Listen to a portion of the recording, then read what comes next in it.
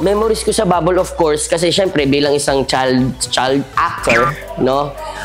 Madalas ako sa commercial dati. So, dati, kapag one time may napanood ako, nanood na talaga ako ng Bubble Gang. As in, sobrang bata ko pa. Bubble Gang na talaga yung pinapanood ko.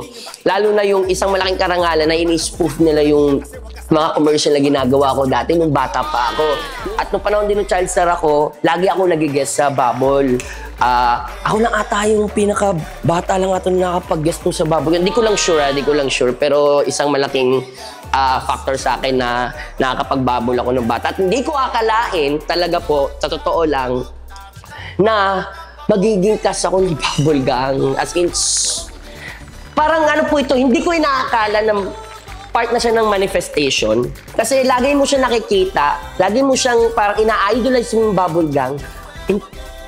Ito na siya, kasama na ako. So, alam mo yun, parang blessing, malaking blessing talaga itong Bubble Gang para sa akin. Pwede kong sabihin na ako si Bobby Villar at batang bubble ako. BG30, batang bubble ako. Abangan ngayong October.